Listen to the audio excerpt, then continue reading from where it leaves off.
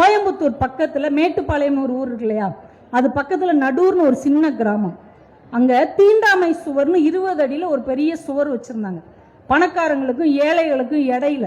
அந்த ஏழைகள் வந்துடக்கூடாதான், இவங்களை தொற்றக்கூடாதான், பெரிய சுவர் வச்சிருந்தாங்க.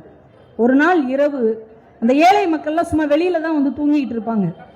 தூங்கிக்கிட்டு இருக்கும்போது அந்த தீண்டாமை சுவர் அப்படியே இடிஞ்சு விழுந்து 17 பேர் இறந்து போனாங்க. அந்த 17 பேர்ல ஒரு தகப்பனுடைய 2 பிள்ளைங்களும் இறந்து போயிட்டாங்க. அவருக்கு பேர் செல்வராஜ், கூலி வேலை செய்யறவர்.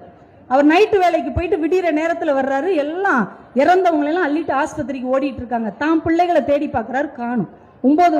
9ஆம் வகுப்பு படிக்கிற ஒரு மகள், 7ஆம் வகுப்பு படிக்கிற மகன். ஏற்கனவே 6 மாசத்துக்கு முன்னாடி மனைவியை இழந்தவர்.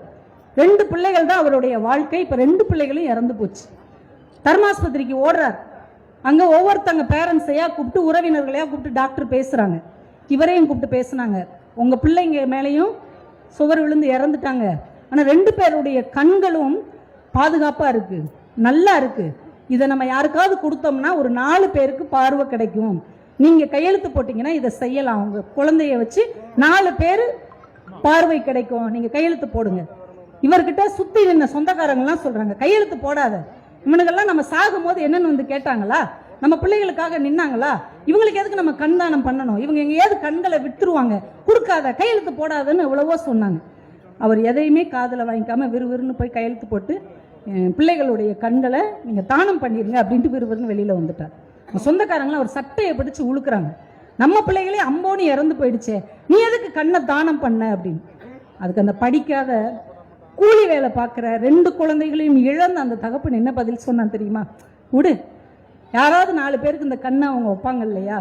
எங்கேயாவது ஒரு இடத்துல ஏதோ ஒரு சந்தர்ப்பத்துல அந்த கண்ணை யார் வாங்கியிருக்காங்களோ அவங்க என்னைய தாண்டி போகும்போது எங்க அப்பன் போறான்னு என்னைய பார்த்து ஒரு நிமிஷம் அந்த கண்ணு கலங்கும்ல, அது போதும் போ அப்படின்ட்டு போனாங்க.